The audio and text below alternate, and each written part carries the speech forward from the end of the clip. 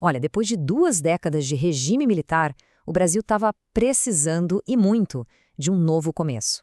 E esse recomeço veio na forma de um documento, a Constituição de 1988. Vamos desvendar juntos porque ela não é só um conjunto de leis, mas sim o projeto fundamental que redesenhou a nação como uma democracia. Ela ficou conhecida como a Constituição Cidadã, e não é à toa. Promulgada lá em 5 de outubro de 1988, ela se tornou a lei suprema do país. E a grande sacada é que ela não só organiza o governo, mas o que é mais importante, ela nasceu com a missão de garantir os direitos e a participação das pessoas. É, sem dúvida, a espinha dorsal da democracia brasileira. E essa missão já aparece de cara, logo no preâmbulo. Essa citação não é só uma formalidade, sabe? Ela estabelece uma visão muito poderosa do que se queria para o futuro. Ao falar de uma sociedade fraterna e pluralista, a Constituição deixou claro que o objetivo ia muito além de só organizar o Estado. A questão era definir que tipo de nação o Brasil queria ser dali para frente. Então, o nosso roteiro aqui vai ser o seguinte: a gente vai passar por 5 pontos principais. Primeiro, a ideia da Constituição como um projeto democrático. Depois, os princípios que sustentam tudo isso, os direitos fundamentais que ela garante, como o poder é organizado e, para fechar, como ela continua se adaptando aos novos tempos. Então, bora começar por aí, entendendo a Constituição como se fosse a planta baixa, o verdadeiro projeto para a construção e manutenção de um Estado democrático. E aqui tem um ponto que é muito legal. A Constituição define o Brasil como um Estado democrático de direito. O que isso quer dizer na prática? Bom, são 2 coisas essenciais. Primeiro, que o poder vem do povo, ou seja, democrático. E segundo, que todo mundo, inclusive o governo, está debaixo da lei, o de direito. A ideia de uma união indissolúvel reforça que somos uma república federativa unida, mas que respeita a autonomia de cada lugar. Ok, agora vamos para os pilares que sustentam todo esse projeto. Quais são, afinal, os princípios e os objetivos que guiam o Brasil?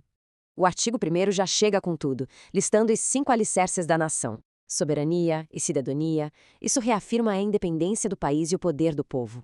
Mas olha só a força dos outros 3. A dignidade da pessoa humana, uma resposta direta a um período de desrespeito aos direitos, os valores do trabalho e da livre iniciativa, buscando um equilíbrio entre o social e o econômico, e, fundamental, o pluralismo político, para garantir que a diversidade de ideias nunca mais fosse calada. Certo, então se os fundamentos são os alicerces, o que a gente constrói em cima deles? Bom, aí entram os objetivos do artigo 3º, que são tipo a grande missão do país. A Constituição aqui não é neutra, ela é um documento ativo. Ela manda o Estado construir uma sociedade mais justa e combater a pobreza e a marginalização. É um reconhecimento claro das enormes desigualdades históricas do Brasil que a nova democracia tinha que enfrentar. Tá, mas aí fica a pergunta, né? Como é que todos esses princípios tão bonitos no papel se conectam com o dia a dia das pessoas? É aí que a gente entra nos direitos fundamentais. Pensa assim, os direitos fundamentais são, na real, um escudo protetor que a Constituição dá para cada pessoa contra abusos de poder. E, ao mesmo tempo, são uma promessa de condições mínimas para uma vida digna. O artigo 5º é super famoso, né? E gigante. Mas vamos ver aqui algumas das liberdades individuais mais importantes que ele garante. Igualdade perante a lei, liberdade para expressar o que se pensa, liberdade de crença, o direito de se reunir pacificamente, tudo isso mostra muito bem como a vida privada do cidadão passou a ser protegida. Mas a ambição da nossa Constituição não para por aí não. O artigo 6º vem com uma lista forte de direitos sociais, que são responsabilidades diretas do Estado. Saúde, educação, moradia. A mensagem é clara, isso não é um favor, é um direito. E essa abrangência é uma das maiores qualidades da Constituição, mas também virou um dos maiores desafios. Aí que está a grande questão, né? Como é que se garante na prática que todo mundo tem acesso a tudo isso? Beleza, já vimos os princípios, já vimos os direitos, mas quem é que garante que tudo isso vai sair do papel? Vamos entender então como a Constituição organiza a estrutura do poder. A ideia principal aqui é bem conhecida. A separação de poderes. Para evitar que o poder se concentre na mão de um só grupo, a Constituição o divide em 3 partes, que devem trabalhar de forma independente, mas em harmonia, uma fiscalizando a outra. É o famoso sistema de freios e contrapesos. E essa tabela aqui deixa tudo bem claro. De um lado, o poder legislativo, que é o Congresso Nacional e que faz as leis. Do outro, o executivo, com a presidência, que executa essas leis e administra o país. E, por fim, o judiciário, com os tribunais, que interpreta as leis e resolve os conflitos, garantindo que a Constituição seja respeitada.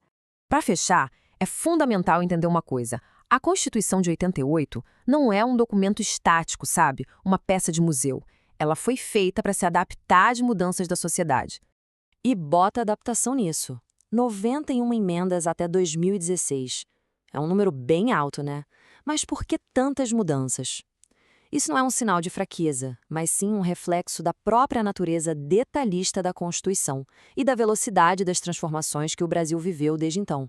Essas emendas são a forma como esse documento vivo responde a um país que não para de mudar. Elas foram usadas para ajustar regras da economia, para atender novas demandas sociais e, claro, são resultado de muita negociação política, o que é normal numa democracia complexa como a nossa. É a prova de que ela foi feita para evoluir junto com o país. E tudo isso nos leva a uma reflexão final, né? Uma Constituição é só um livro de regras ou ela é a alma de um projeto de nação? A Constituição de 88 é, sem dúvida, um projeto ambicioso que nasceu com a promessa de democracia, dignidade e justiça. O desafio que continua até hoje e que se reflete em cada debate, em cada emenda, é justamente esse. Como a sociedade transforma essa promessa em realidade, dia após dia, construindo sobre essa base tão fundamental.